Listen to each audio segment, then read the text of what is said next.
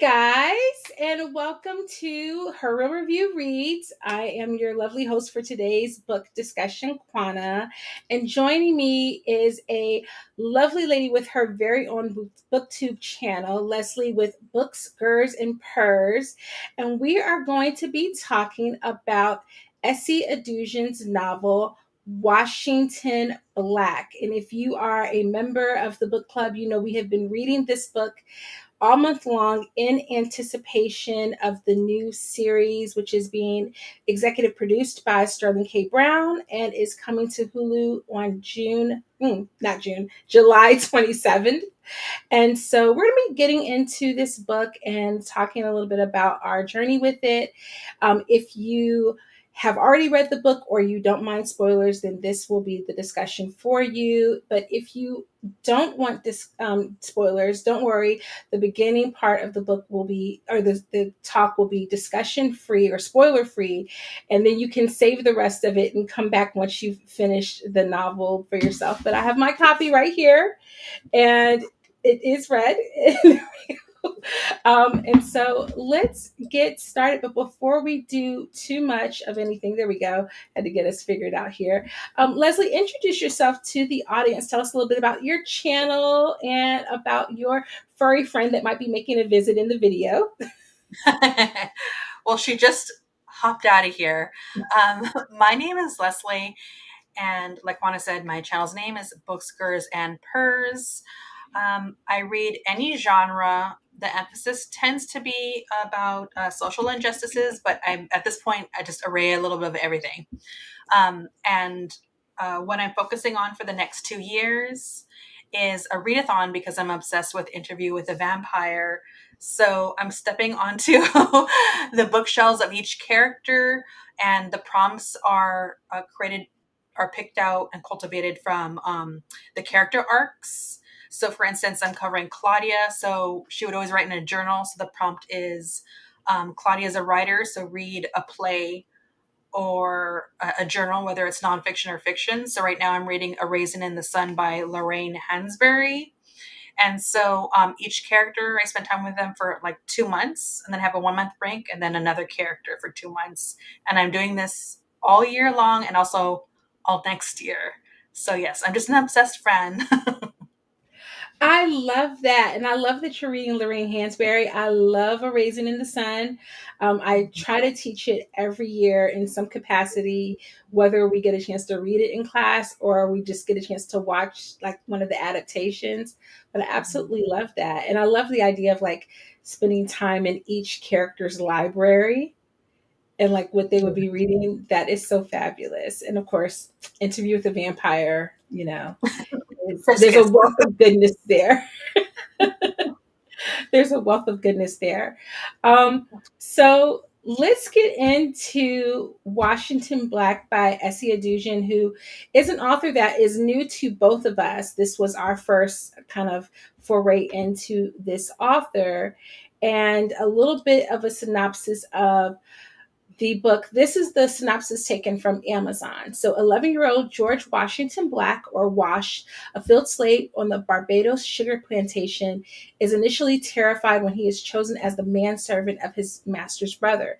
To his surprise, however, the eccentric Christopher Wilde turns out to be a naturalist, explorer, and inventor and abolitionist. Soon Wash is initiated into a world where a flying machine can carry a man across the sky, where even a boy born in chains may embrace a life of dignity and meaning, and where two people separated by an impossible divide can begin to see each other as human.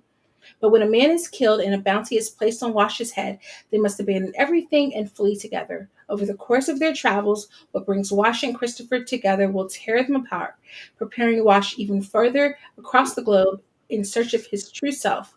Spanning the Caribbean to the frozen far north, London to Morocco, Washington Black is a story of self-invention and betrayal, of love and redemption, and a world destroyed and made whole again. So that was the synopsis from the back of the book, and you can also see that on Amazon. And it just kind of gives, I feel like, a good synopsis, and yet it doesn't even scratch the surface of what this novel does, because that all of those things. This is a lot. It really puts me in the mindset of a travel novel, and it's historical fiction, but travel novels of the 1700s and 1800s, and just how in depth and elaborate it is, and how it really follows across so much of the globe in such a short span of time. I had to keep looking back at the title pages for the parts to see like how many years had passed, because in my mind so much more time had passed, and then I was like, wait, this has only been 6 years. This is astounding. Mhm. So that is the synopsis of the book. But I was unfamiliar with Esi Edugyan, and this is like her fourth novel. And she is a Canadian author known for her richly layered historical fiction and lyrical prose.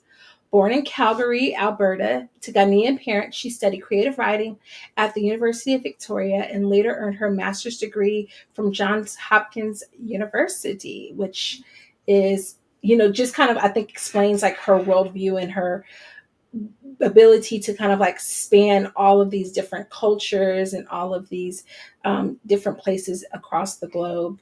And she rose to international acclaim with her novel Half Blood Blues, which was shortlisted for the Man Booker Prize and won the Scotiabank Giller Prize in 2011. And then this is her third novel, Washington Black, won the Giller Prize in 2018, making her one of only three authors to win it twice.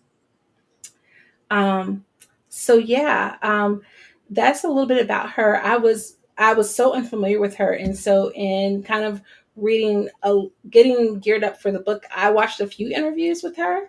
Leslie, I don't know if you Mhm. watched any of her interviews, but um, she's just a marvelous and very creative mind, I think, and just her wanting to bridge history and fiction together. What were your thoughts with regards to the author and also just the first impressions of the novel? Um, so I had not heard about this book until you had announced that you're going to read it on your new channel. And I love historical fiction. I also like historical, like speculative fiction whenever that Mhm. comes across. That's really what I enjoy the most. I had not heard of this author, and one of my goals is to try to read more Canadian authors.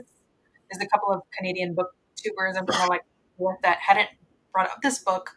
I did see like all the other books that she had written, and they all sound great. So now I want to read all of them. So I read the back, like the synopsis, and so I was aware. I don't remember if it says here, but I know that there's like talk about betrayal and all these other things. So I was just interested in how the author was going to handle the characters and the storyline. And it does say that like Washington Black is like basically the main character in the presence that we're following throughout. And I was just interested in like the arc of this character. Her writing is so beautiful. I love the way that she wrote. It just felt seamless. There's a lot of heart in the story.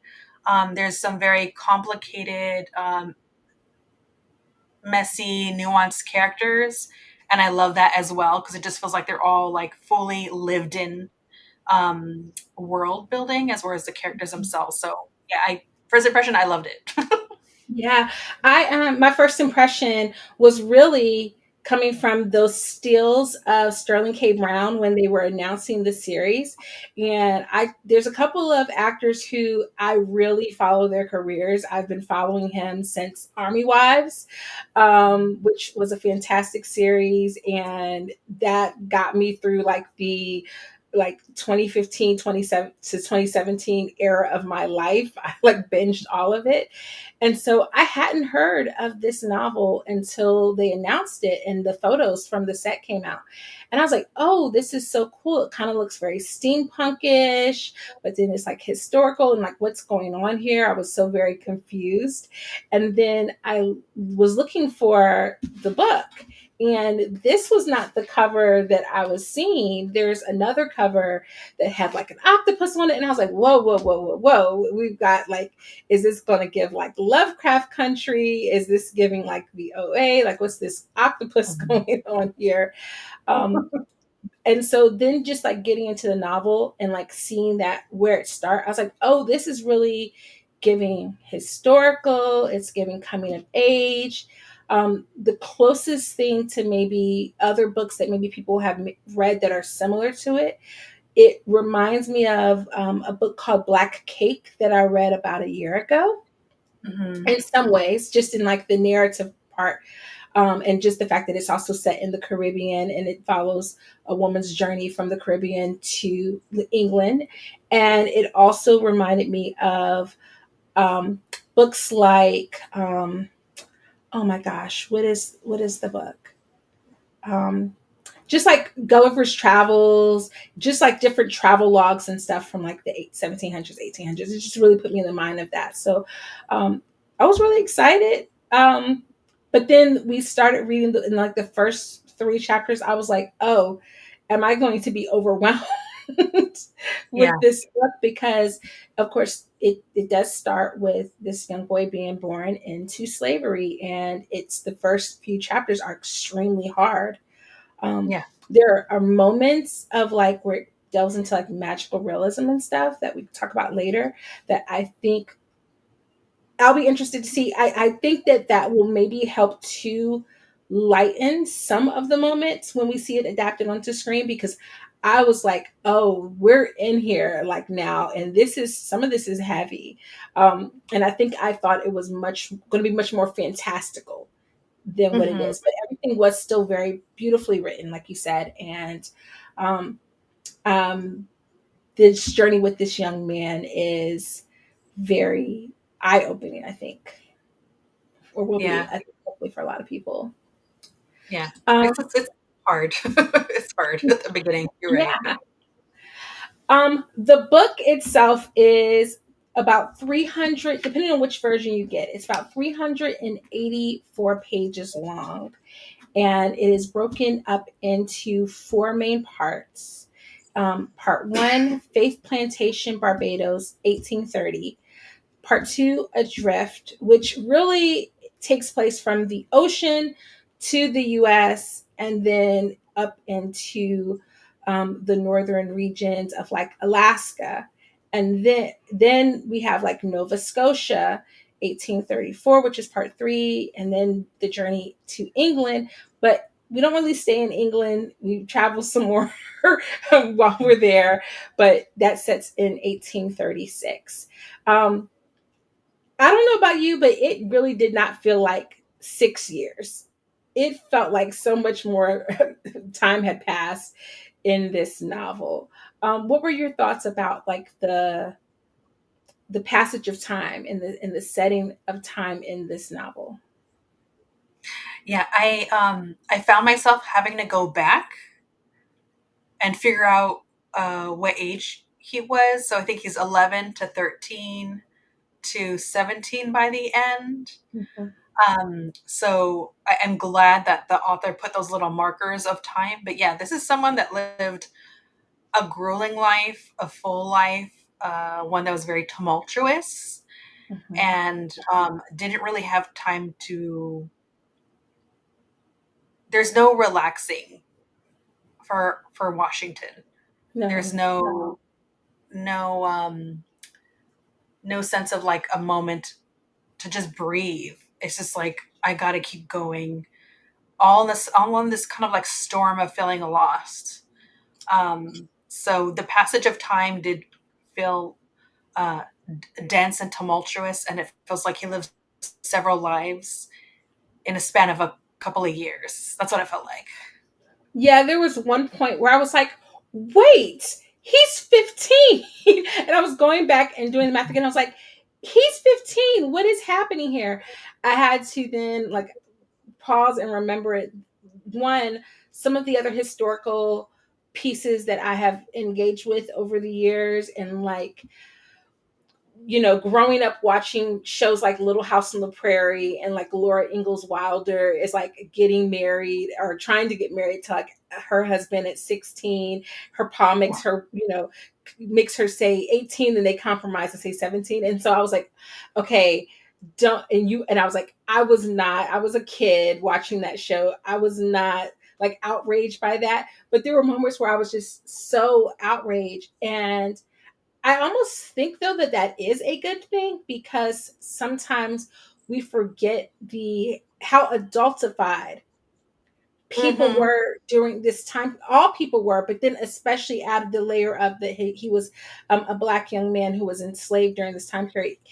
There's definitely moments around, especially around part 3, where he feels like a grown man, and then Mm-hmm. you have to take a step back and remember he's still a kid. Like, he'd be in high school, he'd be a 10th grader or 11th grader in high school when he's engaging in, parts 3 and 4. And so that is just completely was something that just I had, like you said, I had to keep going back and say, what?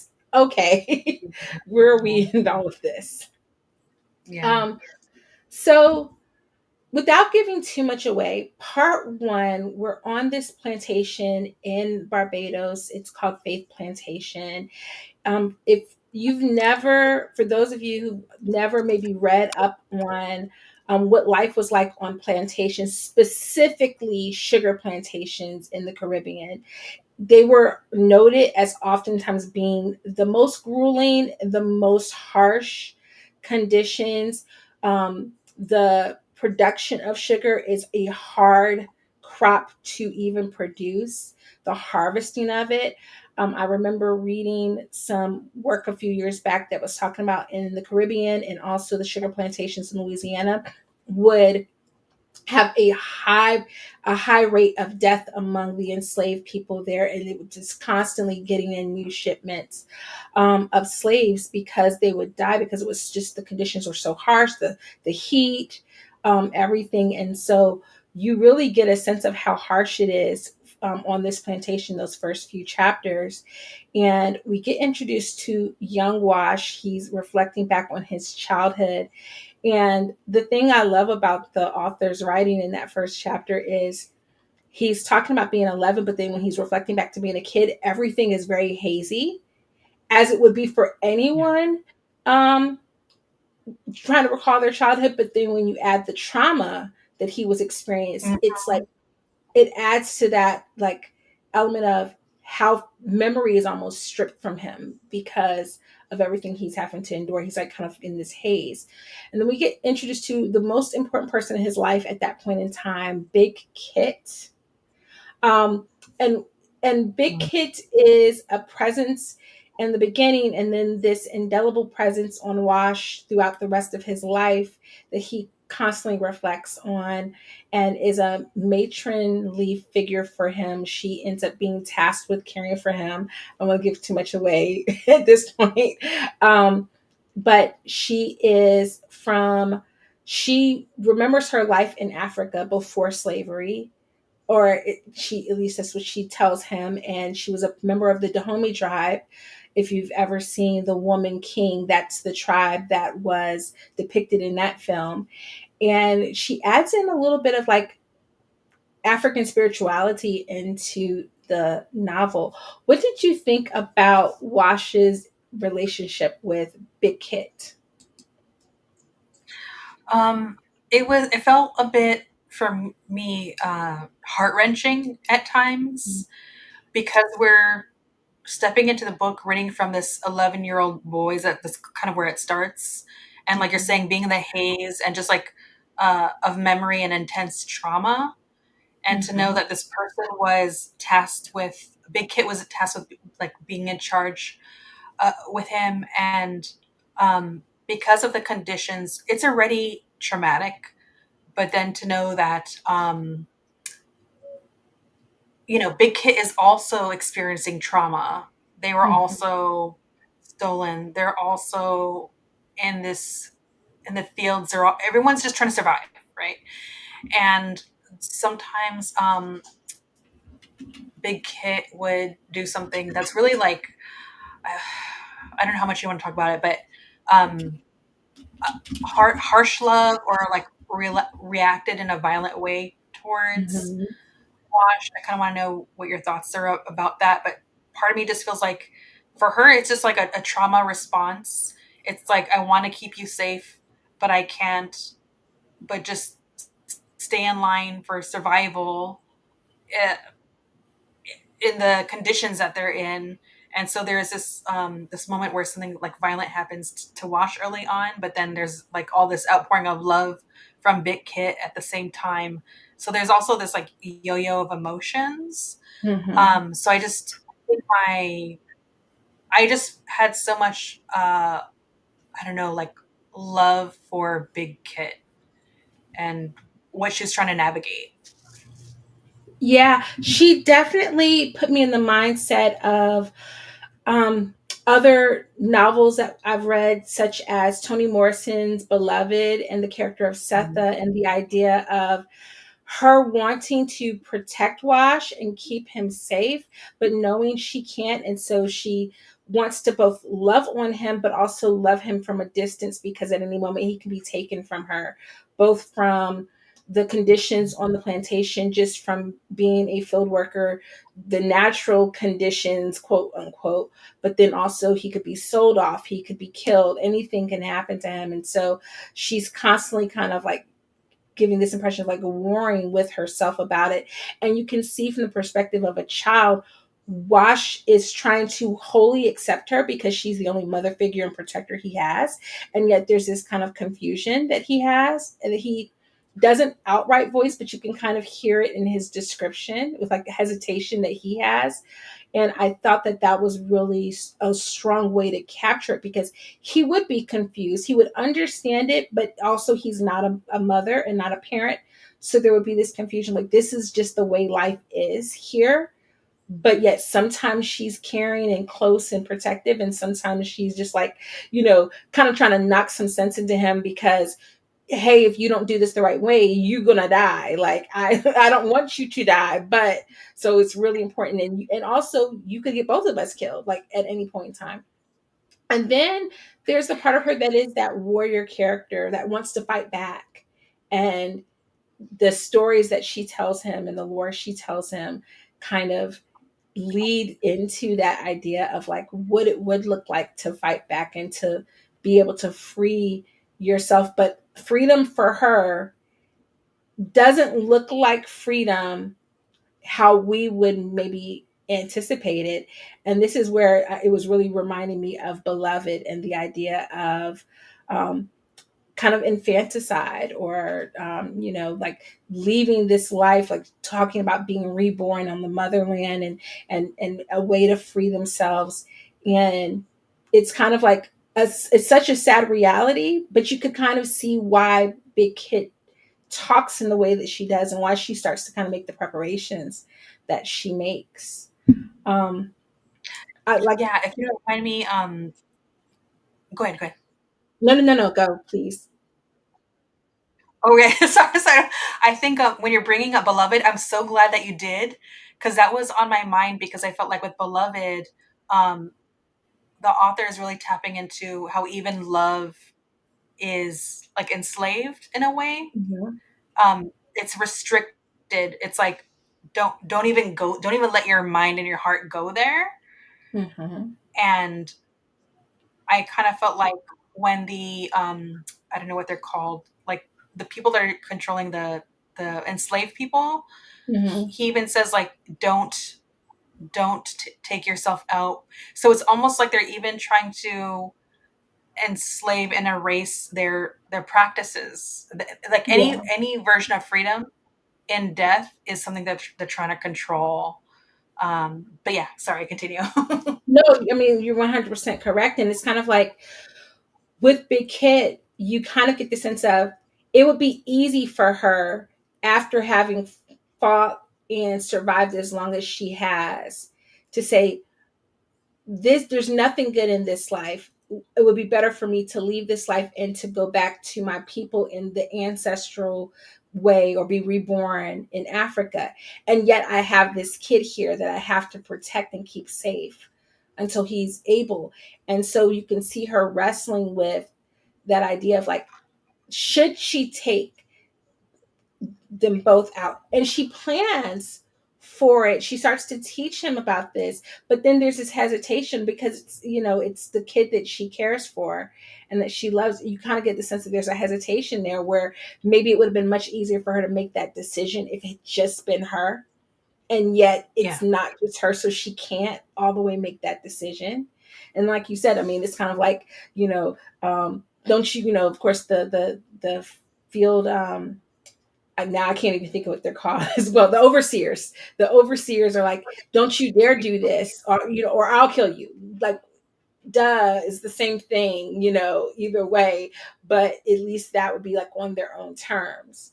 Um, and so it's the Yeah. beginning part Mm-hmm. is so sad, but I was so glad that he did have Big Kit to walk him through it, because she's there when that moment in his life changes where they get taken from the field and into the big house. And she helps him to navigate even that sudden change that occurs. And that's when we first get introduced to Christopher Wilde, who is known as Tish for the rest of the novel and is the brother of the owner of the plantation. And he's a little eccentric, a little strange. And at first, I'm not going to lie, even though I had read the summary, I was so terrified at his initial interest in Wash. I was like, oh my gosh, why is he so interested in this young boy? What is happening? What is going on? This is scary. And because, it is, we do know different things that have occurred in history. So I didn't really know what was happening. And I was just like, oh no, Essie, I'm not ready for this level of trauma. And thankfully, that isn't what we got. What were your first impressions of Titch?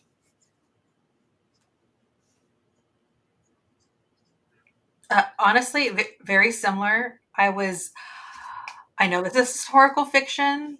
And so I know that what we might dip into, but I genuinely had the same feelings. I was just felt a great unease, and we're reading this from Wash's point of view. So that was just, it just felt like this ever looming concern. And so when Teach came in, I just felt, yeah, I just felt very wary. Mm-hmm. And also just in the way that Titch is there with the brother and they're having conversations, and the way that they kind of treat the people that are enslaved like they're not even there, Yeah.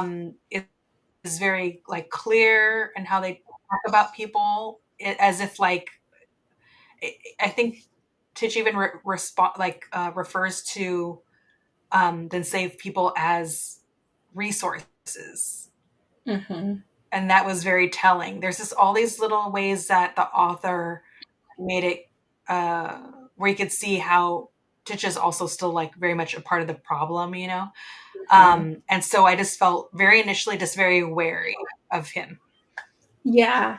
I didn't know at first if when he was talking to his brother, how much of that was a performance that he was kind of putting on because he knew he needed to toe the line in order to get what he wanted. But then it kind of became clear that no, like this is part of that indoctrination that he has into the way things are in their society, where he's not his brother and yet he still doesn't see um Wash or the other enslaved people as fully autonomous. He's looking at them as still like, just like you said, resources to assist him in his goal. I also kind of feel like that's also, there is a little bit of that is also just Tish, where he views anyone that's not scientifically inclined as slightly beneath him. And so it's funny because it's not until he begins to teach Wash and see that he has like a knack for drawing, and then he could maybe learn to write, and then he could be useful to him even on an intellectual level, where he begins to really change and really, the back of the book refers to him as an abolitionist, but I don't think he was fully that. I think it becomes that because he views Wash as exceptional and as someone capable of scientific exploration. So that puts him on a more equal footing. Um, and it just I could think of so many people like I've met in my life who are like that, who like think that anyone who's not capable of like academic study on their level as like beneath them. And so it just really it gave me that. But at first I was so terrified of what his intentions were. um Yeah, and I like the nuance that the author gives a character. So I think, to be honest, that was like a little bit my concern, knowing that he was a abolitionist. I can't even say the word abolitionist character. At some point, I think in the back of my mind, because of not really books, but what we see in movies, mhm, I just get concerned. I don't want this person to come off as like they're the one character that is like self righteous or is not really participating in these things. Basically, mhm. what I'm getting at is like white figurism or something. I was kind of like Yeah. just, and that was kind of like a little bit in my mind because I've seen it so many times. So I actually really like um, all these flaws with Titch. It just feels more real, um, that this person could see that like these things are wrong, but still participating in it. It just felt like true of life and true of the time. Yeah, I think when we get into part two, that was where I started to see that he, even though at that point he's fully believing that, like Wash should not be returned back to the plantation, that he should be free, there's this part of him that still cannot conceptualize um, all of the different dangers in society. And so there are moments where I wanted him to like be like, "Oh, wake up and see that this is dangerous." Like, and you're not talking to him about it. You're not really explaining it, and you're assuming that he knows. And there are parts that Wash talks about, like he recognizes that this is harmful, but then there's sometimes when Wash doesn't get it himself because he's still a kid. He's still processing. He's still looking for that adult figure to kind of like walk him through certain aspects, and Tish doesn't say certain things to him, like they kind of talk around it, and it's like, oh no, like I want him to recognize that this is dangerous. This Yeah. position that they're in right now is even more dangerous, and they don't talk about it. And that, but that also can kind of feel true to life, especially I think when you're dealing with like male characters, because when we get into like Tish's background, we could kind of figure out that also is like systemic of like his relationship with his dad and like growing up not talking about things. So Mhm. that's kind of he's passing that on to Wash, and they're not talking about things. Um, Mhm. what thoughts or feelings did you have toward like the juxtaposition of like science in the novel and slavery in the novel, especially because I feel like part one we get the that was the most well science, but I guess that's where they like the it's like very science heavy in part one. Um, I I enjoyed it. I feel like I don't know if I'm going to answer this correctly. Um, I appreciated that Wash even had a chance to like dip into that. It's kind of interesting. I felt like science at that time feels almost like fringe science, or that's how it was like their perception of it was. Mhm. There's this invention and this yeah, it just felt like a little bit fringe compared to how the other characters perceive science in the book. Um, yeah, sorry, that's all I have to say about that right now. No, that's good because I do think that like there's a certain element like of us living in the 21st century, having access to like so much technology that has happened over the last like 30 years, right? And so we're constantly getting bombarded with new tech. And science is kind of like corporate now. Like we like, oh, that big building over there that says Apple or says Google or says this, that's where the science takes place. And when you of course get it depicted from any time prior to like the 20th century. It's always like in someone's house, in their study, with like little plans and like apparatuses and things like that. And it's always kind of like got this mad science, like you said, fringe element to it that feels like a little naughty, like they're not supposed to be doing it, and that it's very much not accepted.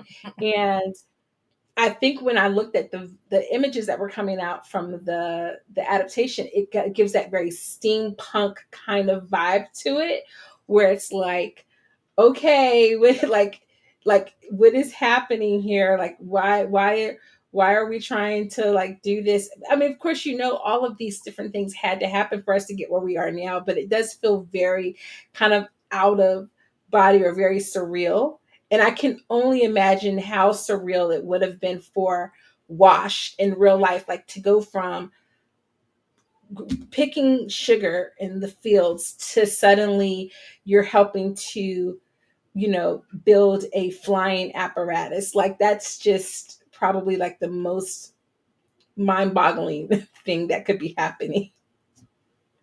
One feels very grounded in violence and in reality, and one feels very otherworldly. And so it's like this weird mix of science fiction and historical fiction kind of meeting head on.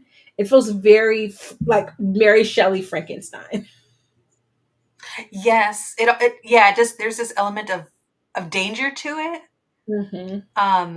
which we do see play out, but it just felt very like not really pun intended, but it just felt like explosive in that Yes. way. And so, speaking of explosive, they end up at the end of part two or part one, um, flying and then crashing very unceremoniously into the ocean. And they eventually make them, because of the cloud cutter, make their way on board of some ships. And that kind of brings us into part two, which is entitled Adrift. And it takes place in 1832. So there have been about 2 years of time that Wash and Titch have had together to grow in their relationship. And then suddenly they're fleeing Barbados, right? They're fleeing Barbados, and they wind up on ships heading for the Americas, for the US and Virginia. What did you think of their journey to America?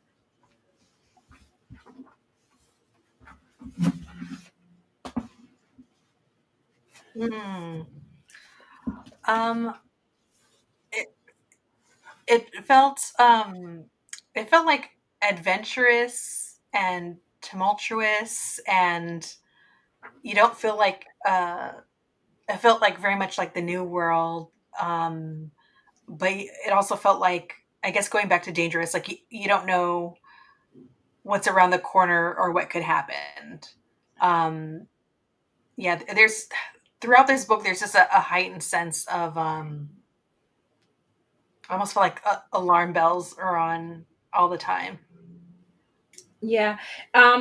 They're only on the boat for like for 2 chapters, and yet it was a long journey. It happens very quickly, and yet there was this like almost like Pirates of the Caribbean type vibe, like on the ship. And then you have Wash, Yes. this little boy who's been like scarred because of what happened to him as a kid. You've got the fact that they've literally just like kind of fallen out of the sky. So the sailors on the ship don't trust them. They don't trust them. They don't know who they can trust. They're trying to convince them that like no, he is the slave of Tish, so nobody will like alert his brother and get to America. And yet the whole time that I'm like reading that part, I just kind of had this like vision of like them on board, like the Black Pearl and like Pirates of the Caribbean, and like this whole like little vibe of like misfits and such.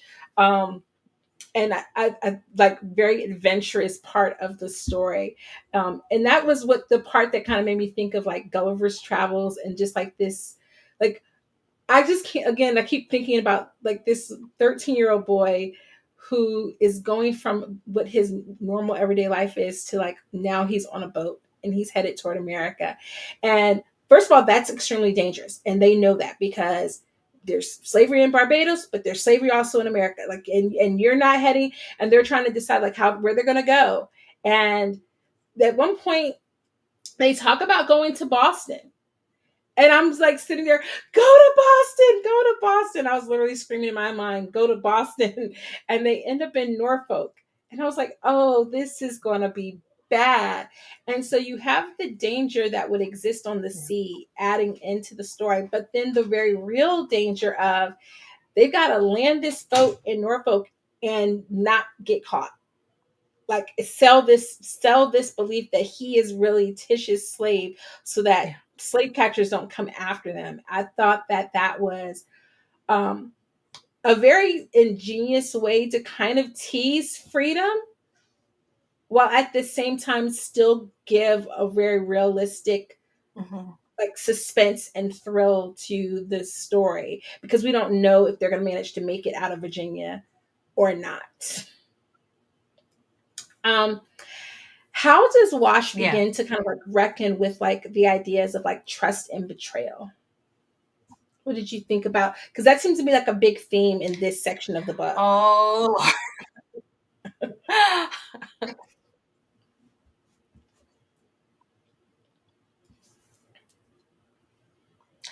yeah. I kind of feel like from that moment on, it's, I mean, also overall, his whole life has been um, a betrayal. Um, could he, I don't even know how to answer that. Could you pose the question one more time so I can make sure I answer you right? Yeah, it just says, how do you think he begins to like reckon or at least like kind of consider the idea of like who to trust versus like who might be betray them? Or what does that look like? Yeah, I don't think Washington doesn't really have a choice. He's put in a position his whole life where he's not given any good choices. They're all just bad choices. Mhm. And even him leaving with Titch, it was a survive. He didn't have a choice. He was either he leaves or he potentially dies. Mhm. Um, and even the circumstances around them leaving, he doesn't really know the whole truth, right? We don't find out till later. Um, and even like Titch taking them isn't really about securing Washington's survival. It's more of a selfish endeavor, which Titch admits.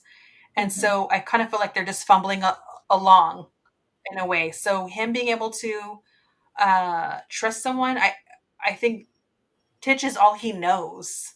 So Yeah. I think any affection for him or anything like that, like this is a person that taught him like sciences and illustrations and all these things, even though it was done in like this selfish endeavor. Uh, this is the only way that he was going to be able to stumble into learning these things. And tying this into trust, again, I just don't think he really has a choice. I think he trusts Titch because it's the only person he has that's like Mhm. remotely in some way looked out for him. Yeah, I think it's interesting because this story is from Wash's perspective. It's his kind of coming of age, and yet even though Tish is older and an adult, you can see how naive he is, and I feel like you see it so much in this part of the book where he's at times like telling people so much information about them, and I'm like, even at the Yeah, point where they find out about the bounty, I'm like, you're being very forthcoming about where you came from. Not, you're not saying the plantation name, but you're saying where you just came from. You don't really have a good cover story. You're not really like trying to sell this idea very strongly. And it makes me sad for Wash because he has so much trust in Tish, but he doesn't know that Tish is worldly about a lot of things, but he's not very worldly about the world of slavery and enslavement and how to navigate in and out of that system. I don't think there are so many times when They see that the bounty is out there, and then even the guy on the ship, I can't remember his name, but he was like, um, he asked them at one point in time, like a little bit about themselves, and they were like telling a lot of stuff, and he was basically like, "You don't know that you can trust me, like you're telling all this stuff," and I just kept thinking, it's sad because it is the perfect example of a true life parent child relationship, because the child's just trusting the parent to know stuff. And in this case, we're seeing very glaringly obvious that the parent in this case doesn't really know as much as he thinks he does. um and also he's selfish at Mhm. times, and we hear more about that later, like more of that comes into play a lot later in the book. But like, there's a moment when he could tell Wash to escape without him, and he has the opportunity to escape and to be with other men seeking freedom, and he then risked he's like, well, no, I don't want to do that, I want to go with you. And I think it's, Yeah. to his credit, he's trying to let Wash make his own decisions, but at the same time, like, I think if it was Kit, right? If it was Kit doing it, she would have forced him to go where she thought it was safest. Mhm. They're going to continue to travel, and he doesn't know if they're going to if they're going to get stopped, if the bounty hunter's going to still be after them, what's going to happen. And it was so risky because it's this constant threat that looms over them. And once the description has both of you, so it's like, even if he could try to like get away on his own and disguise himself, you're a lone black boy with a lone white man. You fit the description perfectly. I kept wanting to be like, no, you're risking so much. But I think that goes into like the whole like, trust and betrayal issue, where you only know that you can trust what a person shows you and what you think they know. And because this is the person who taught him so much, he kind of believes he knows everything. He just kind of has to trust him, wholeheartedly. And it sometimes, works in his favor, and sometimes it doesn't. But Tish decides to go on this journey to the Arctic to look for his missing dad.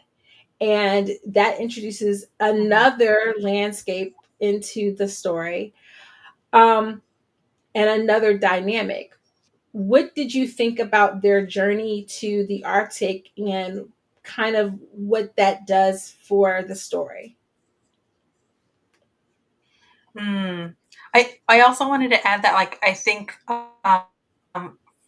for Wash, it's also the reminder that he's just a little boy and that he's scared. And so I would love if he had went with the other people, but it's just like it's so scary, like the unknown. Um, and yeah, I wish Titch had pushed him otherwise. Um, but anyway, so when it comes to that journey, um, it was just, you know what, Titch really is kind of like,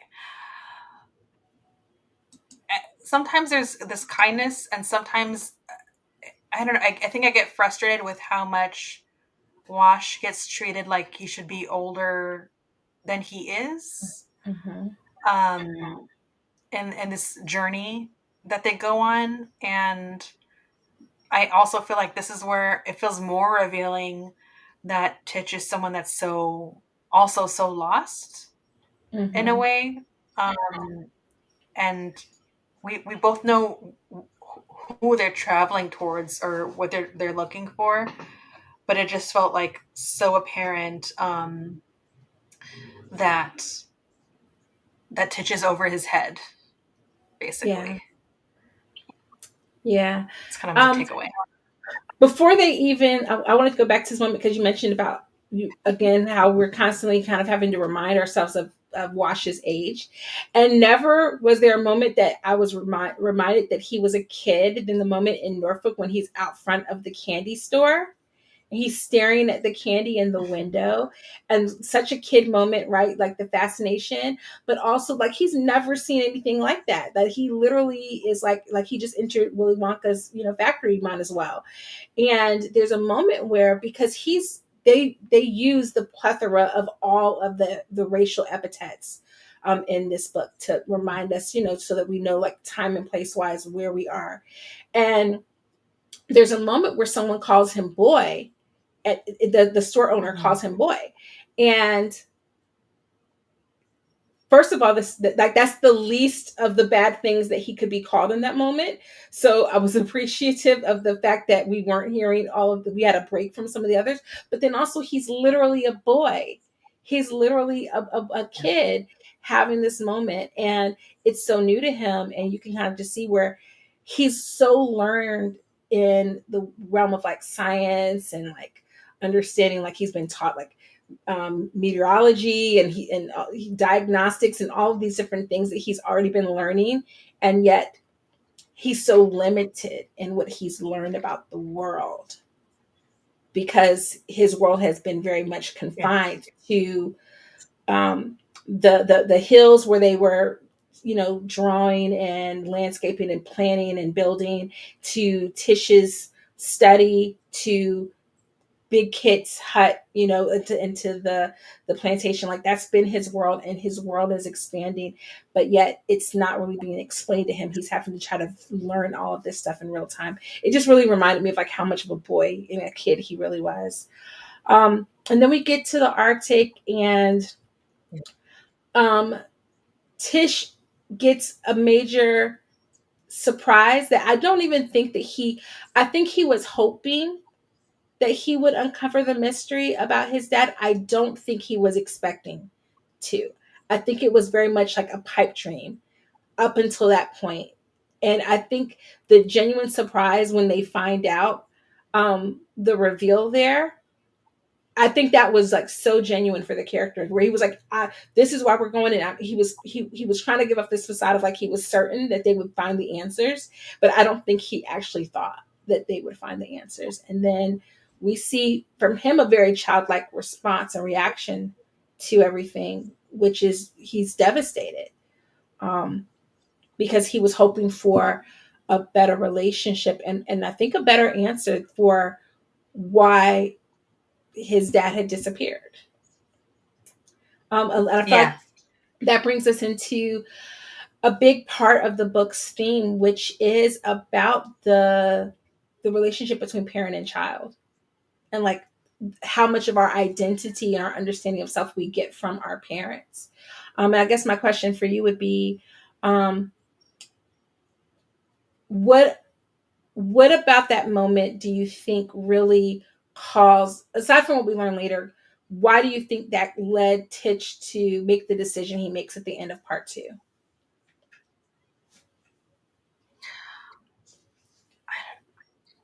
I I'm still grappling with that, actually. I felt like it just seemed like such a tumultuous blow. I think that in so many ways up to this point, we do see how Titch is, like, naive in some ways. Um, Clearly living, like, an entitled existence. He has been given the privilege of um, delving into these sciences and invention, um, and that's all funded by his family, really, right? And so I think with the tragedy, or I don't know if it's tragedy really, but considering, like, the event that took place on the plantation that triggered them leaving in the first place, Mm-hmm. I think that he created, like, this a deal in his head, and instead of accepting the reality of who his father is, because he must know who his father is, right? So I think he just thought he was gonna go there, and that everything was gonna be solved, right? They, like, this whole time they've been bumbling through, traveling, and again, yes, being naive, saying too much, because he hasn't really had to navigate being in danger Mm-hmm. like all the people that are enslaved have. So he gets there, and I think that he just thought he was going to get there, and then he was just going to find a solution, and that he was going to, um, I don't know what it is. I don't know if it's I keep saying naive. He just like was slightly delusional about like what relationship he was going to have with his father. And he got like a big reality check. Um, and I think that moment was really jarring. And I think his the conclusion he came up with about I don't know if you want me to say, but what why the potentially the lie was told about his father in the first place. Hmm. Um, I think it's like really hurtful to him. Maybe he feels rejected. But again, this whole time, Washington is a kid, so I think he's just thinking about um, the chance to learn and the opportunities he has. But the truth is, if we take it out as like as adult readers, we know that actually every moment that Tish has made has been a very selfish one, and Hmm. so he does make a drastic decision. But I actually think it's been in line with who he is all along, which is very much like a self-serving individual. Yeah. I hope Um, that's answering your question.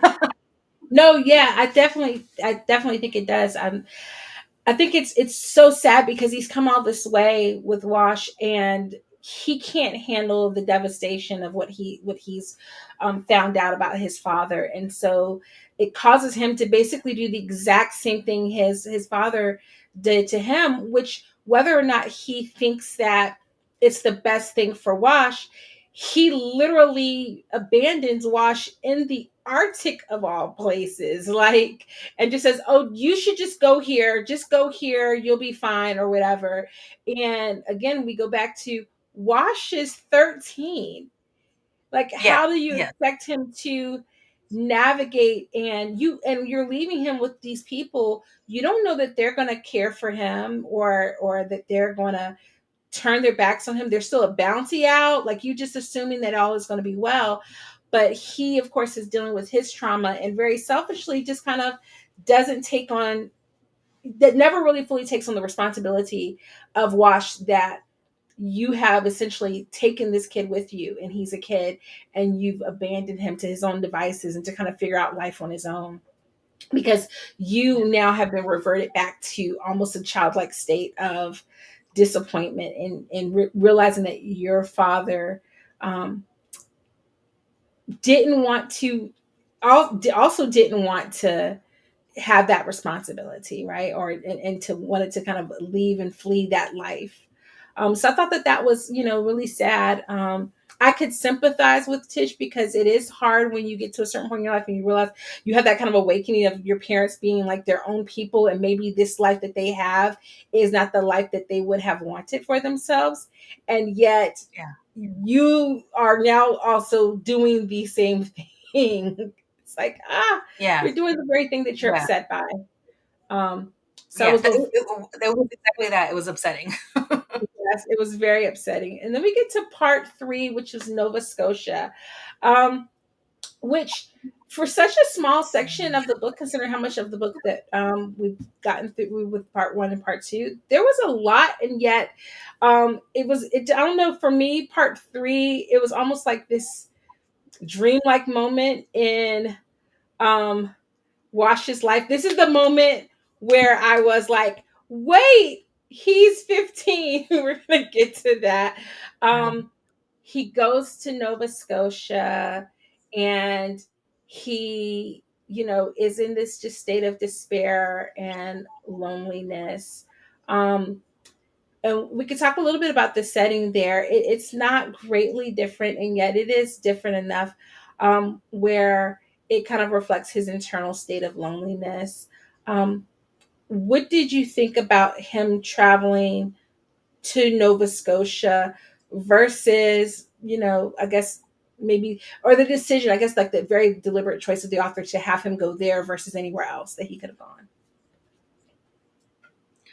um, I was just interested in learning more about uh, the happenings and history of Nova Scotia at that time, because Mhm. I know very little, um, and I just didn't. There is a chance for him. to uh, potentially be free. But I don't know enough about the history about like in terms of bounty, like how far people would travel uh, Yeah. to try to capture someone. So that was a concern in the back of my mind. I just didn't know how safe or not safe it would be for Wash. I didn't really come in with any particular like preconceived notions. I just kind of went in um, interested to see what Washington's experiences would be there. Yeah. Um, it's a strange place because he's once again he's in this position where he's among people who are very different from him, and he is physically very different and become kind of becomes this oddity in many ways. And it just reflects on, I think, like how internally lonely he is. He's, this is where we really, I think, begin to see him wrestling with his decision to leave, the guilt that he feels with like leaving Big Kit behind in many ways, because he's kind of got this taste of freedom, and yet he does not know how much of the threat of that bounty is still kind of on his head. So it's always looming in the background, and he's always like got his guard up about it. And it's very sad because he's constantly looking for, I think, to find people who will accept him. And then also the fact that he's scarred. Now I noticed, we'll talk about the TV adaptation later, but I don't know how much they're going to depict his being scarred. But that's like an added way that like it kind of makes him stand out and makes him different from everyone else. And they're constantly referencing it as like a point of difference Yeah. for him. And I just think that was, I don't know. This is like, it just emphasized how lonely and that like abandonment that he experiences in between part two and part three. It just heightened it for me. I was like, this poor baby. I just want somebody to come along and love him and accept him. I guess we eventually do kind of get there. But then they bring in this new aspect of his identity, which is his fascination with marine life. He begins to draw marine life. um, what did you think about that? Was that something that was engaging to you? Did you, how did you, resonate with you in any way? Yeah, there's a couple of things that really struck me that you said. And I'm totally going to answer that right now, but I did like how you mentioned about his scarring because I felt like that is something that happened to him, but I felt like it was a symbolic representation as well of this person is deeply scarred and he's carrying this throughout. And, and yeah, it speaks to alienation, not feeling accepted. And I love that for him. I love the delving into marine life and sciences in that way. Mm-hmm. Uh, I guess marine biology, because he does have that curious mind. And I just love the idea that he had an opportunity to meet, like somehow, how could the stars align that he comes across people that will have those kind of interests Mm-hmm. and accept him and uh, being willing to like bringing him into that tutelage because he does have skills. He does have like these illustration skills to draw things as they are, and that's not just anyone could have that skill, right? So Yeah. I love that for him. I was like, it just felt like a tiny bright spot in a very tumultuous existence that Wash had. Yeah, it strikes me when you mentioned about the symbolism, it strikes me that when we think of like marine life, like especially the ones that he talks about in the book, like the jellyfish and the octopus and things like that there are creatures that are often like we often feel like are very strange and very foreign to us. Like, what we always talk about, like, yeah, we're exploring space, but like the ocean is like the really unexplored space that we have really right here on Earth, that there's so much of the ocean that's unexplored. And when I think about jellyfish and octopus and things like that, they're very strange and yet they are beautiful. And he is like that. He's very strange, but he's also very beautiful. and unique. And so it's like he's clinging, he's finding his way toward this thing that represents him. Um, and I'm looking forward to seeing that in the book, in the movie or the show, because when he's describing like the tide pools at night and things like that, like this beautiful moment of like finding peace in all of the like chaos and turmoil. He meets the Goths, specifically, Tanner. Um, and I'm going to skip 3 and just go to that a little bit, because he becomes enthralled with this young woman that he sees named Tanner Goff, and he builds a relationship with her father, but he does not know it's her father at first, and he's very worried that she is in fact his wife. Which, of course, thinking about the 1800s, very real fear, because people were often married with humongous age gaps, and you did not know if this person was a kid or if they was the parent or whatever. And so he is very relieved when he finds out that this is his daughter. But she's also older than him. A fact that I had to remind myself later on in the book, because she's 20 and he's only 15 or 16 at the time that they begin their relationship with each other. Um, I felt like it was a quintessential coming of age story, but I guess I want to pivot or like bounce it to you to say, what did you think of their budding relationship, and do you think that it was meant to like represent anything more than just giving him a love interest? Yeah. Um, it there's a lot of fear that Washington has, and it's for lack of better words, it's justified with everything that he's been through. Mm-hmm. So yeah, the initial getting to know her, there's just a fear about who is this person, and I think that's what makes me feel very sad for Wash, because even someone being kind to him is scary. Yeah. Um, because he's spent a lifetime of not really having that and not being able to trust that, and yes, being abandoned. So there's just a lot that he carries, and for him to, I'm actually really glad that he had a love interest, because I just wanted him to have somebody. At this point in the book, he's been through so much, and I was just like, please let him have a family, something. Let him have someone that loves him and accepts him. So I like that, and again, the fact that it's not just anyone; it's someone that has like similar interests, and that's for both of the Goths. So I'm glad. I almost feel like it's like, yeah, you wanna meet someone that meets your vibe, and they do Mm-hmm. in some ways, but also um there's this wariness, and also uh the nuances is actually the he's not completely accepted right by the father. He Mm-hmm. I don't know how much you want me to go into that, but it's kind of like, yeah, I I have this respect and acceptance of you, but only from a distance. Like Yeah. he's not enough for the daughter, and that was like disheartening.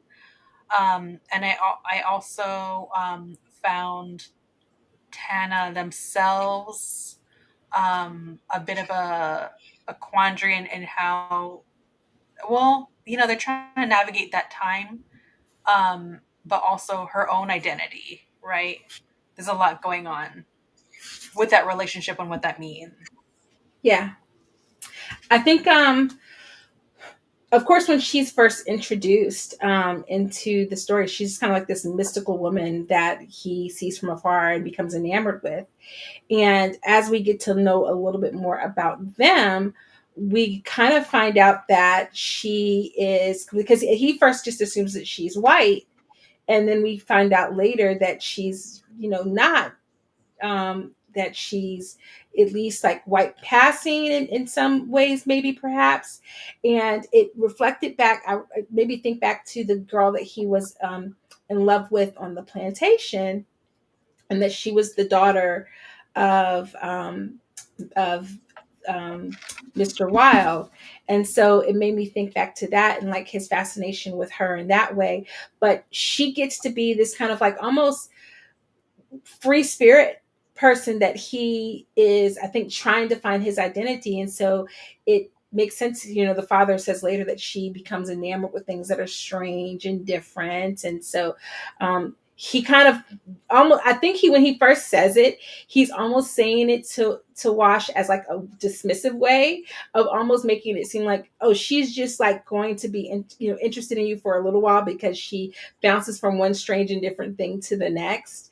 But I think that they both see a commonality in each other, that he himself, he can't, he both likes Wash, he likes his ability that he has, and yet at the same time he's very confused about the world that he lives in and the way that others treat him.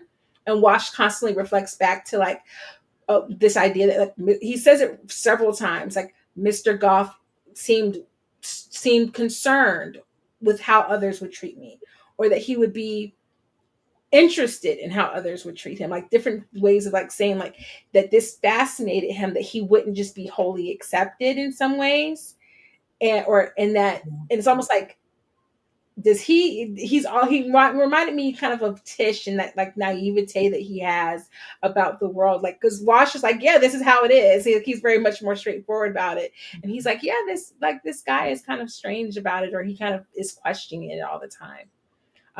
I didn't know if that, how much of that was just because of the relationship with the daughter that he's more leery around it, or if it was just again that idea that he doesn't exist inside of this world, so he doesn't fully understand how racism works in the world. Um, there were times when I think we were supposed to get the idea that his hesitation around Wash is more around the potential threat that he poses as like just any man with his daughter. Like, okay, my daughter's gonna get interested in this guy. He's gonna take him away from me, or take her away from me kind of vibe. And not just because he's black, but more because of the threat that he poses to like taking his daughter. Yeah, yeah.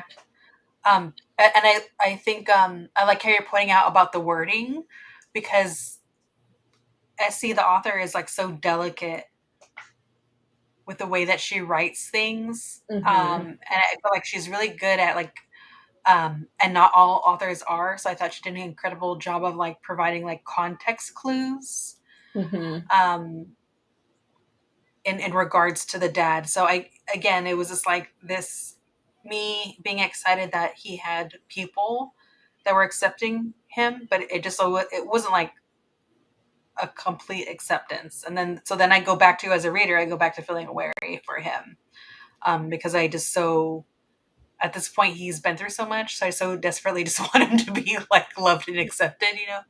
Yeah, it's this Because like precarious state of the world. Yeah, it definitely gives that. Um, they Towards the end of part three, um, Tanner and her father are going to be going to England, and he gets an opportunity to go with them. And then they also start their physical relationship. Um, so we kind of touched a little bit on her relationship with Wash, but this is the definite moment when we get to, it's the end of part three, the beginning of part four, and they're having their physical relationship. I am very grateful. Again, we've been talking about Esi Edugyan's writing. I'm so grateful that she did not actually show that aspect of it.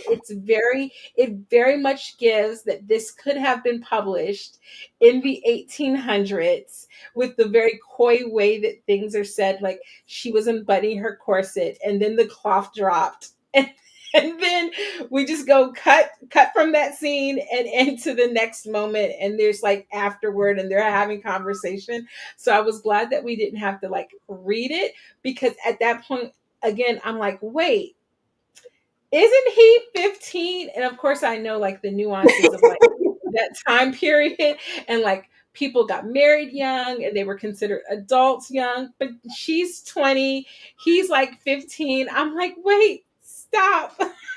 Don't do this. Yeah. I can't help but think they're probably going to age the character up a little bit for the adaptation. I don't see him being Yeah. 15 at that Yeah.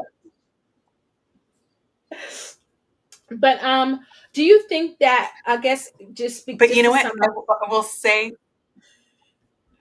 No, go ahead.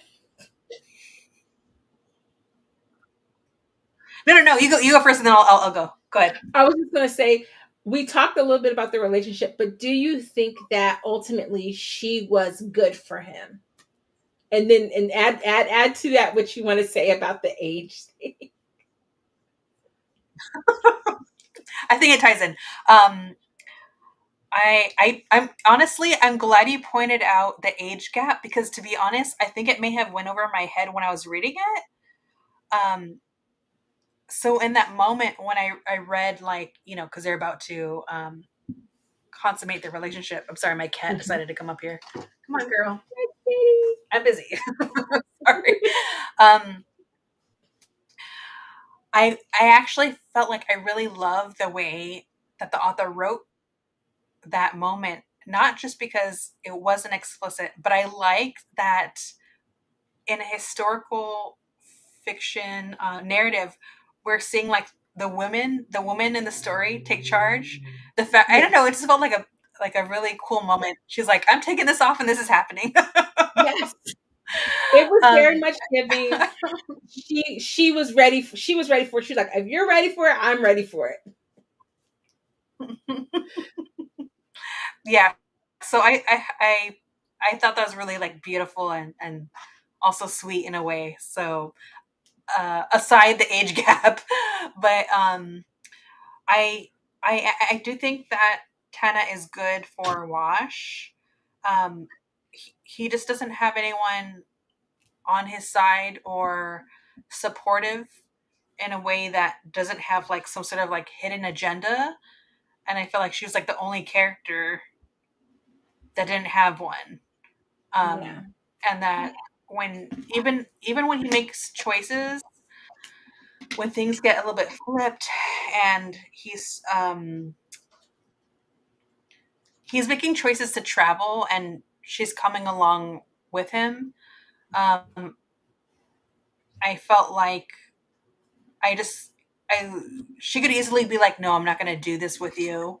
I'm Mhm. going to stay behind, but she chooses to go with him, and I just felt like finally, it felt like this whole time as a reader, I'm waiting for someone to choose Wash, and it's finally happening for him. Someone's finally choosing him.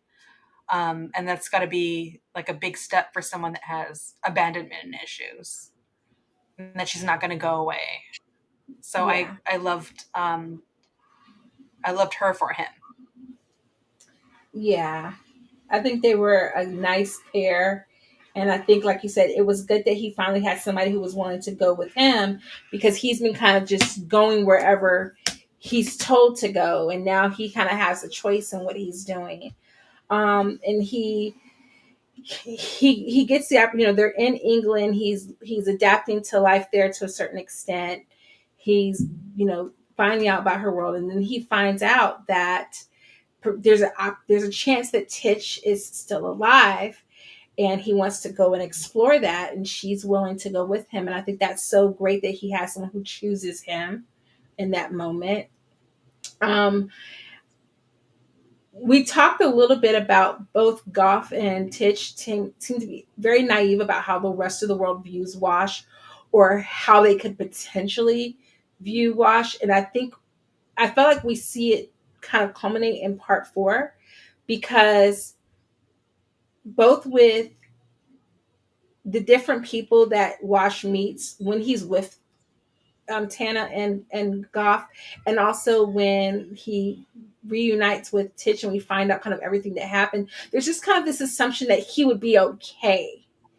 And I think that's why I appreciate Tana's presence in his life, because she, I don't think, assumes that. She kind of helps him to maybe see that he has options and he can make choices that are the best choice for him. He's not willing to kind of do that just yet. He needs to like let some things rest and kind of unearth the rest of his identity. But she at least gives us the impression that she would go with him no matter what his decision is. But they both seem very naive about the rest of how the world rolls. And why do you think that is? Why do you think that was important for to be shown in the book too?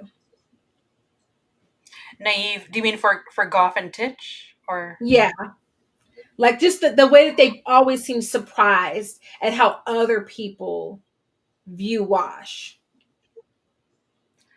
I honestly just think it's just like a big dollop of entitlement. And because it's not their experience, they couldn't imagine anyone else's experience, even though like for Titch he benefits from it. And he's so he was a character that was actually very numb to it. I mean, there are things that are scary and jarring, that are clearly happening right in front of him, and it doesn't even blink an eye. So I just think that there is this these blinders that both characters have on because they've been in a position to go through life and not be presented with those dangers that affect them. So there's just a level of uh, I don't even want to say being naive. I think it's more like being ignorance to things that, again, just don't affect them until they have this person like Washington Black in their orbit and have to be confronted with something that really they should be well aware of all along. So yeah, I think it just comes from a deep sense of entitlement in a way. Yeah, I this is from part 3, I think, but I feel like even to like yeah, I think entitlement is really.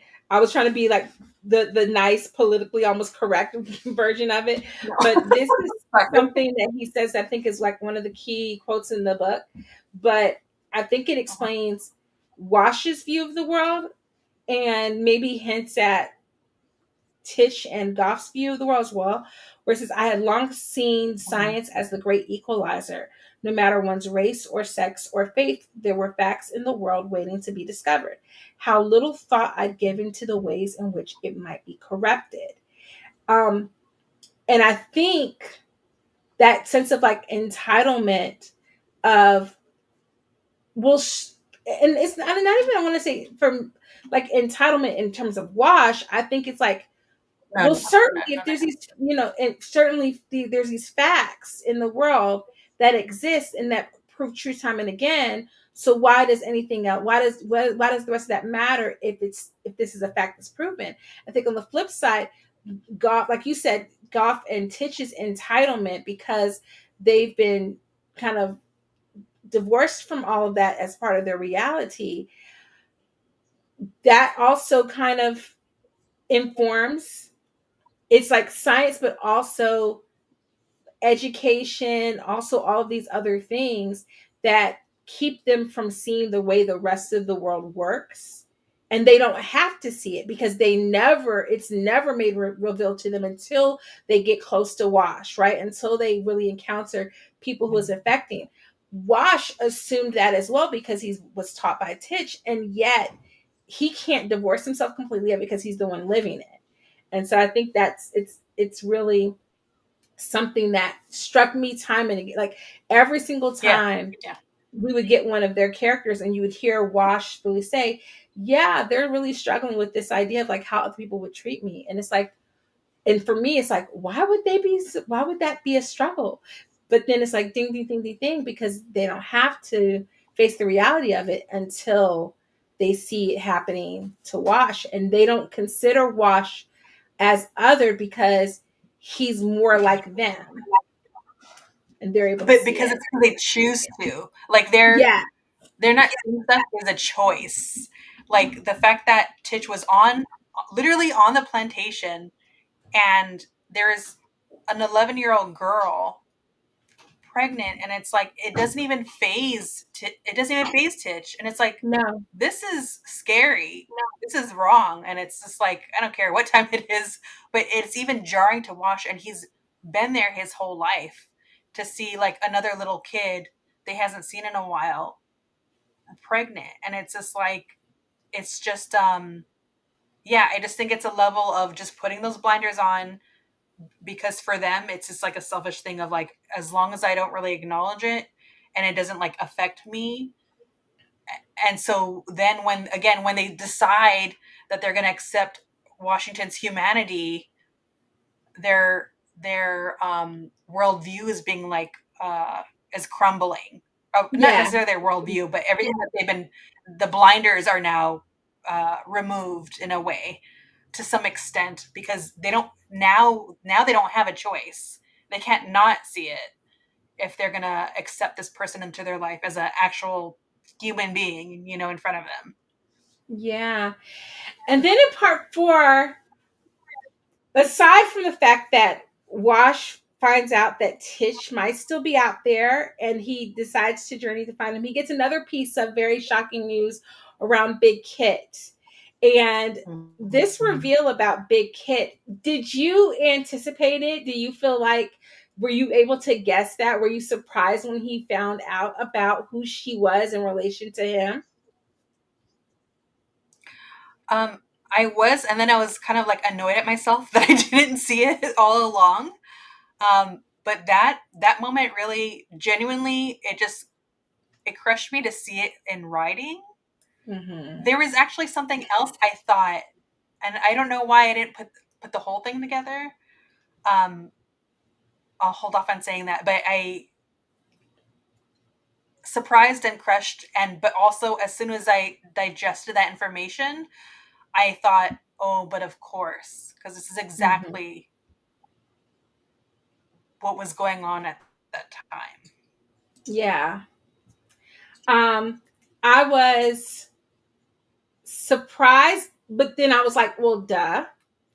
But I think also because of the way that she's depicted in the novel and in Wash's description of her, I was like, oh, I could see a number of scenarios, but that just wasn't the one I was thinking of, because she is depicted as, you know, much. I first of all, I put her as way older in my mind than what she likely was. Again, that adultification and the presence of time and the elusiveness of it all, because I think even that goes into right art, like how time and time again, Wash is depicted as much more mature and older than what he really is. I had to remind myself time and again that he was still just a kid. The book ends with him still being a teenager, and yet it feels like he's lived several lifetimes. So I was a little surprised um, by that reveal, and then the reveal that he wouldn't reunite with her on this plane was crushing, because Mm-hmm. you could, that was the first moment I think where he allowed himself to fully feel that loss, and that was heart wrenching. I was like, "Oh, I want to stop right now. I don't want to read anything else." But then I couldn't stop because I had to find out what was going to happen at the end of it all. But it was really sad. Um, and then we have, at the same time, this is, of course, going all this whole part really, even though it was entitled England, it really just could have been entitled like Finding Self, because this is his like exploration into his self.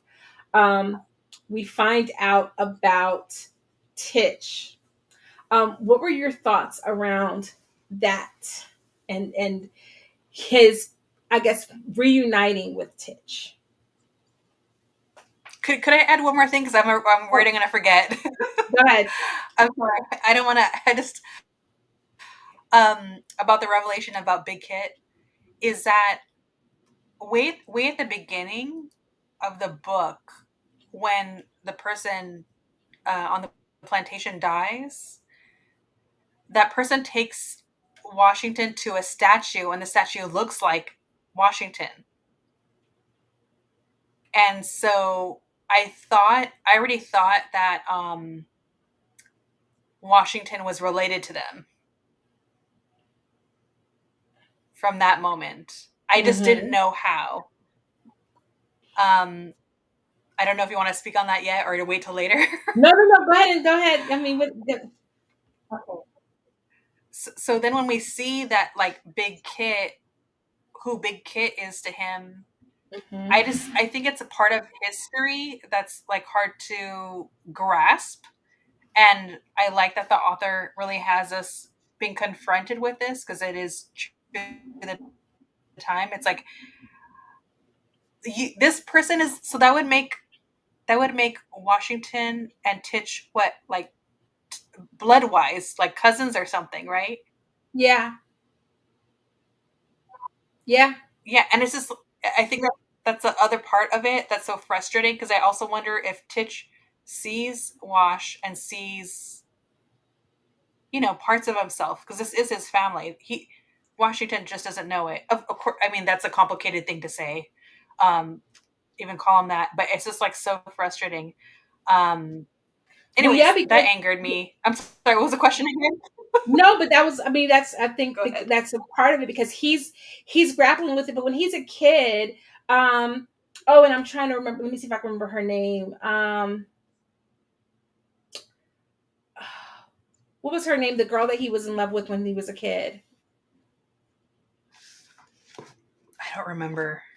I can't remember her name, but it was very clear. Like, I think because she was light skinned, like it was very evident who she was or how her birth had come to be. And then when we find out that she's pregnant, it's very evident how that pregnancy came to be. Like it's she doesn't the author doesn't come out and say it, but it's very evident that like no, Yeah. this was not a pregnancy of choice. She was also not probably paired up with another enslaved person, but that perhaps that more than likely she, at that point had been taken into the house and that the person who had impregnated her was someone in that house, right?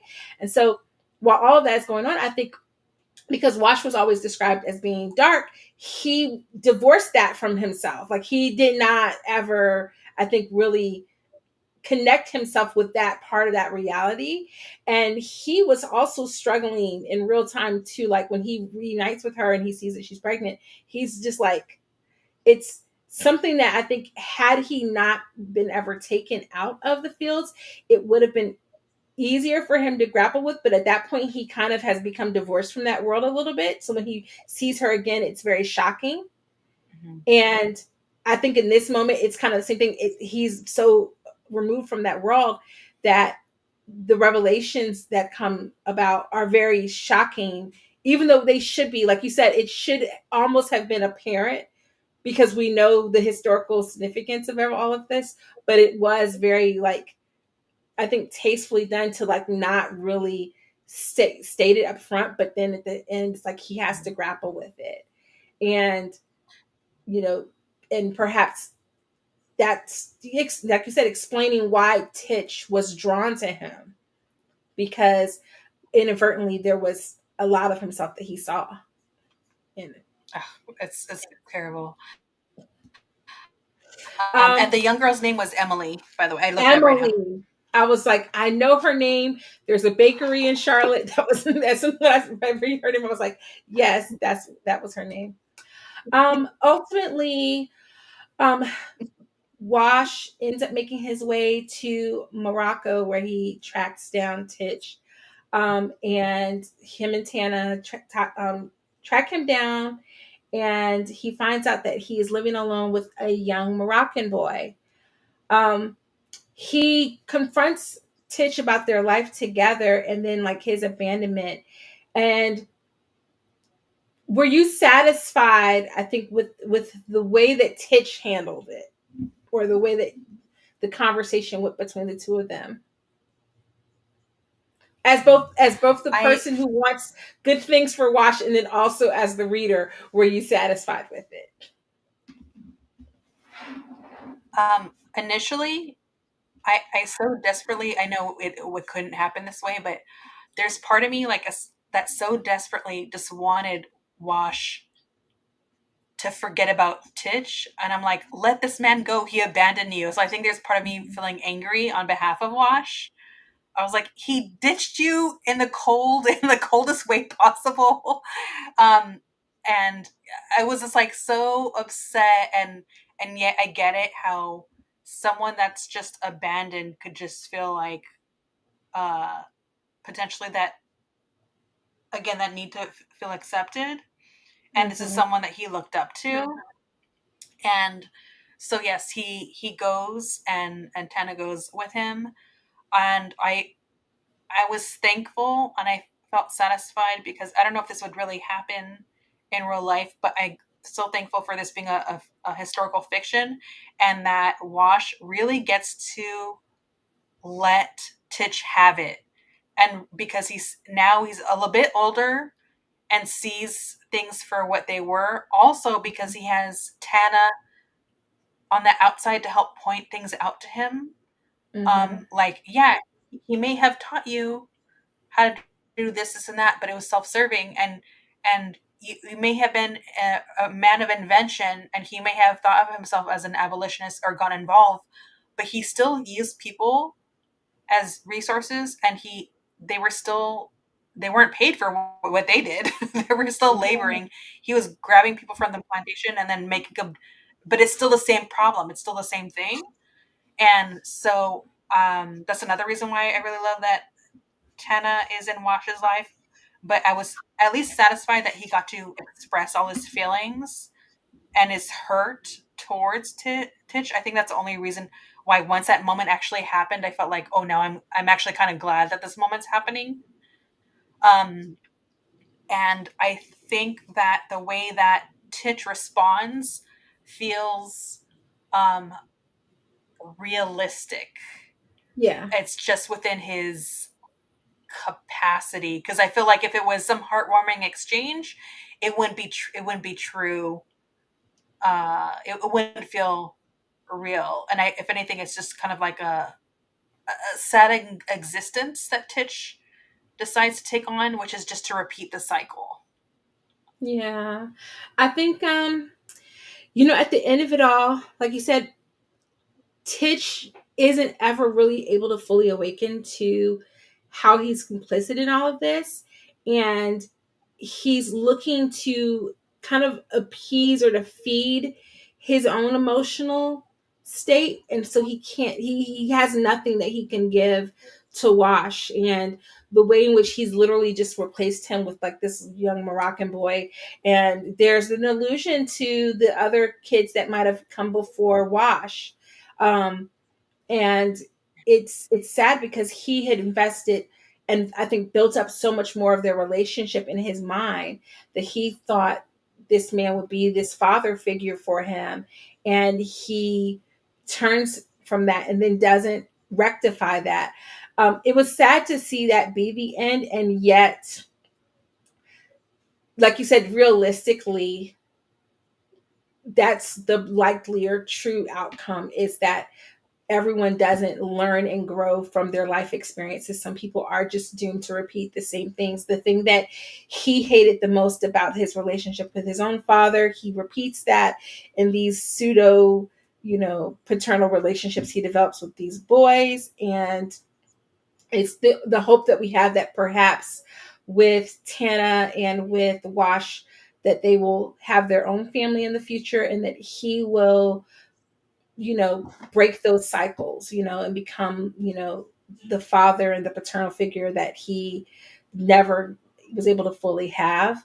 Um, I think the saddest thing for me also in the ending was just that he doesn't fully. I think he still has that guilt that is almost like like he feels like he chose Titch over Big Kit, even though there really wasn't anything he could have done really realistically. Like there wasn't really a lot he could have done differently, but I hated that for him, because at the end of the day, as a mom, you want the best for your kids, so she wouldn't want you to come back. She wouldn't have wanted you to, like, open Yeah. yourself up to that. So I hate that he was grappling with that, but I think that also shows that he's maintained his humanity, that he can feel that guilt over that, and maybe that'll help him get beyond this moment. Um, but I do think that, at the end, I like that he walks away, and that he's like, okay, and there's this kind of hope of like a future beyond he doesn't need hopefully need anything else. Like he makes a decision to walk away in a way that maybe Titch almost died in that moment. Like back in the Arctic, he kind of died Yeah. to the growth he was making, and perhaps Wash Yeah. will continue to strive and thrive. Um, so that was Yeah. the Yeah. end. What were your final thoughts about the book? Or your lasting impressions of it?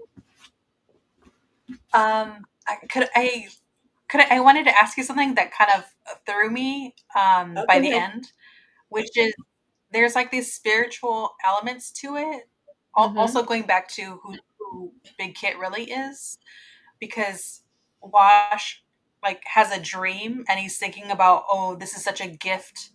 He's actually dreaming of Big Kit and this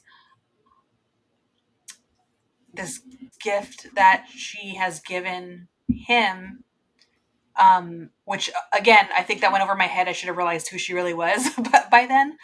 But then later at the end with Titch, he's there's he's other people see him as being a little bit off, that he's left from sciences into learning more of like, for lack of a better word, like supernatural, because even he himself, when he abandoned Titch, he says he could even describe still being there. Like he's not there, but he was maybe Mm-hmm. there spiritually in some way.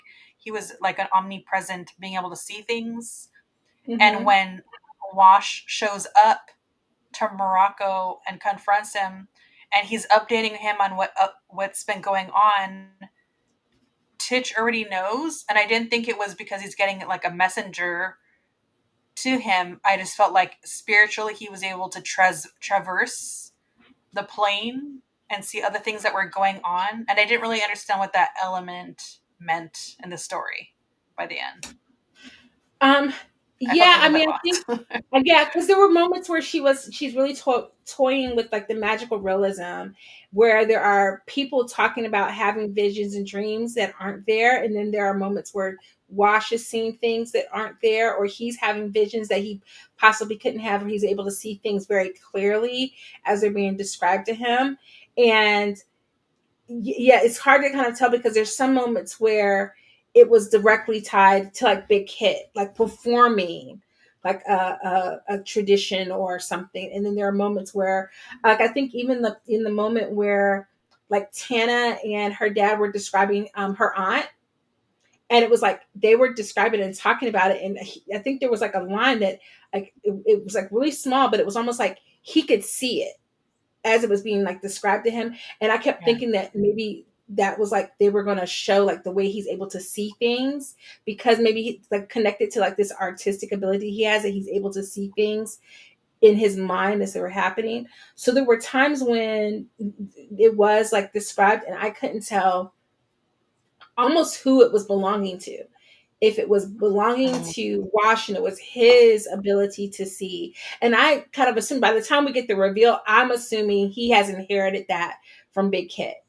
Like that was really what I was thinking. By the time we get the reveal of who she was to him, I was like, oh, okay, because remember in the beginning when he just kind of thought, when they were talking about being able to die and be reborn in Africa. And he was saying to her he was scared because he wouldn't be reborn in Africa because he wasn't born in Africa like she was. And you had Mhm. like that whole scene Mhm. section was just like full of like this magical realism and spirituality stuff. And so then later on, like I just kept thinking, oh, like, okay, this is like just the elements of like where like the visions or the past or like someone would be describing something that's blurry. But by the end and we get the reveal, I'm like, oh, he's inherited this gift, perhaps. So when it got to the Morocco part, I think I didn't know um how much of it was like Titch and then how much of it was Wash. Like just in his description of what was happening. Because almost like they were like in that moment kind of taking the narrative right from each other, like or just like sharing in that Mm. narrative in that scene. um And interestingly, because I think, like, to your point, to, like, with the question you're having, I don't know that I concretely know the answer, because I don't know that she concretely wants us to have a specific answer. But it's in a part of the Yeah. book, one of the where he goes back to talking about Dahomey. And so it's like that's all of that is in his mind now. Like all of these things are working in his mind where he had Mm. kind of forgotten that part where it's like in his mind. So I also thought that that was part of it, like almost like that presence of it and that having that knowledge of it was like awakening it in him. I don't know. I don't know. Mm. I'm definitely No, gonna I go back love to that. I love that. I'm gonna go it. Yeah. back. For final, go ahead, Sydney. Oh no, go ahead. Oh, I was just gonna say final thoughts. Love the book. It was incredible. Just a gut punch. I do also like that, even though I know what kind of book we were picking up, but I do appreciate that maybe like the just a little bit of the beginning was intense. And I also think that sometimes navigating historical fiction, although an author and a reader want to be true to the times and like the brutality, there's a line that has to be towed right. And so I think she towed it very delicately. Hmm. Um, and it was just a really beautiful. And again, I did hesitate, not hesitate. I was just a little bit concerned about like how Titch was going to be handled as I was reading him, but I was pleasantly surprised that um, he was just as nuanced and complicated as he was, right? Hmm. And the relationships were beautiful and complicated, and I'm glad that he had that Wash just had some version of a light at the end of the tunnel, and that was in Tana finding um, because Tana now represents his home, and I loved it. Yeah. I'm looking forward to like seeing that depicted to see like if it matches what was in my mind as I was reading. Because what I did, one thing I didn't do, even though I saw like a couple of the project stills, I didn't go into like a deep dive of like all of the production photos and stuff because I wanted to be surprised by what they bring to the screen. So I'll be interested to see like what things are similar to how I envisioned them as I was reading. And I also like because sometimes when you're reading historical fiction, um, the descriptions of things take on a very dull or lifeless appearance. They're not described well. I spend my time reading a lot of like classical literature, and a lot of times the descriptions of things when they are real, it's not like bright and colorful. And I like that as we go from one place to the next, there's this fascination that Wash has where he spends a little bit of time in describing the things that he sees.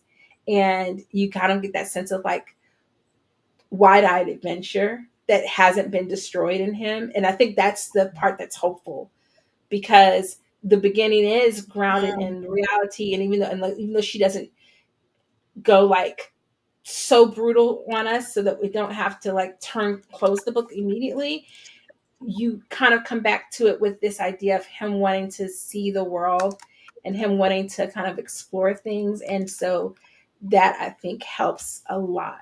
I think that helps a lot. um all right, so I want to hear your thoughts about the adaptation. Are you looking forward to it or not? What moments do you really want to see them bring to life on screen? And then we'll get to like what would we give our rating of the book.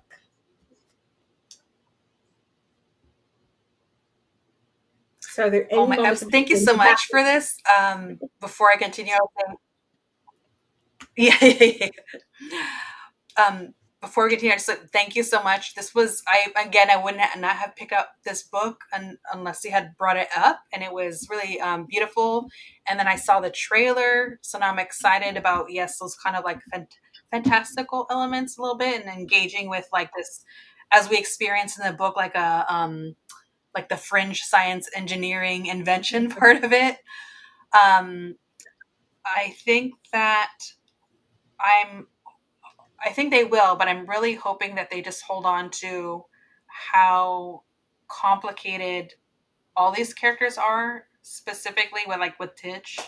I don't Hmm. want them in any way to water down, and I know Yeah. sometimes that happens in adaptation, so that's my concern.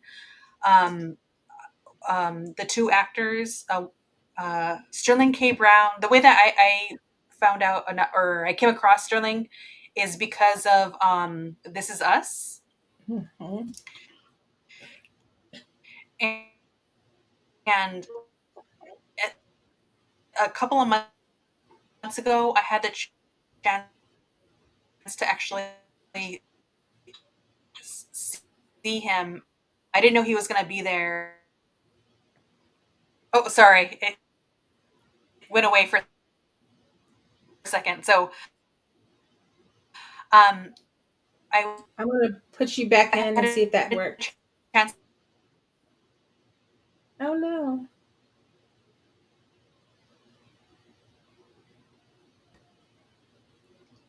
Can you see me? Am There I we, here? there we go. That we got you. Sorry. So yeah, I look forward to seeing the actors as well as um, Tom Ellis because he was on that show Lucifer, Hmm. and those are the two actors that stick out for me. As far as what elements I want to see is, I really want to see the relationship between him and Big Kit, and just like the spiritual elements represented, as well as like just as much as the inventiveness of the book. And also, yeah, just the complicated dynamics of the characters. Yeah, I think I'm really interested to see um, how they interpret the moments when he gets to the part of the book where he's free, where he explores the world outside of Barbados and outside of America, and really get a chance to see a character in this setting get to experience the world in a different way that we often don't get that depicted. Um, and I hope that they do like kind of toe the line between keeping it very grounded, but then give us these moments of like magical realism and fantasy that's happening kind of in the mind of um, Wash, because that I think that's really interesting an element to kind of tease, and maybe even in television you can kind of play it up I think even a little bit more. So I'm excited to see that. Sterling has a very small, he's playing Medwin, so he's not going to be in the book very long. um, but I'm glad that he put his effort into getting this adapted and helping this make it to the screen. And I'm really interested. Like I said, Tom Ellis. I really enjoy Tom Ellis, and so I'm looking to forward to seeing him and the young actor who's playing young Wash. So I want to see like that dynamic on screen and see that moment of it. But last but not least, so if you had to rate the book, 5-star rating, what would you give Washington Black? I know that's a hard I'm going to question. give Washington Black a 5 out of 5, a 10 out of 5. That's excellent. I think I would give it a 4.5 out of 5. Um, because I'm a girl who loves fantasy. She could have gone even further, but I'm glad that she even indulged a little bit into it. I really appreciate that. But no, I thoroughly enjoyed this. I'm like I said, I'm interested to read some of her other works as well. And Mm-hmm. yeah, I think I really enjoyed journeying with this character. We don't get a lot of coming of age stories that kind of delve into this, and so I really appreciate her doing that with this character. Um, and the name significance. There's so much in that name significance of calling the character Washington Black, right? You've got Yeah. George Washington, you've got George Mm-hmm. Washington Carver, you've got, just like what that name means in the diaspora for like naming characters. That I think there's a lot, and I'm wondering, um, I'd love to know from everyone else what they thought about the book and the character. Yeah. Yeah. Especially, I think what you're saying about his name. Um, I just think it's a lot. It's quite significant for the person to name him that. Mm-hmm. Um, I just kind of wonder like how they felt about Washington if they were going to name him. But thank you for having me. This was absolutely lovely. I'm so glad we Thank did you this so together. much for being here. Thank you guys so much for watching either in the live. Those of you who showed up to the live, thank you so much. We really appreciate it. And for anyone watching this on the replay, we're going to do a short read next for like the remainder of the month, or I'm going to encourage. It's not going to be an official book club read, but I'm going to encourage people to read The Summer That I Turned Pretty. The new season for that is going to be dropping. I've not read it or watched it, but I was like, I'm going to finally delve into it. And so I thought Jenny Han, reading in another female author would be good. And that'll be a precursor to like our next big read, which is going to be The Long Walk by Stephen King, in preparation for that film to come out. But Leslie, I just thank you so much. You've been such an encouraging presence, both on the film channel and then in kind of championing me with this. I really do appreciate you showing up for me on this first discussion, and I had a great time. And thank you so much, because I know we both were like, we got to get this book done. But it was a pleasure. It Thank was you a race so to the much. finish line. Yes. No, thank But gotta you. It hurry was up lovely. before life starts life and again.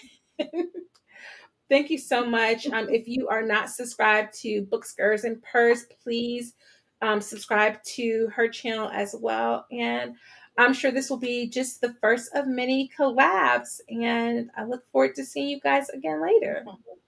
Take care. Bye. Yeah. Thank you. Thank you, everyone. Bye.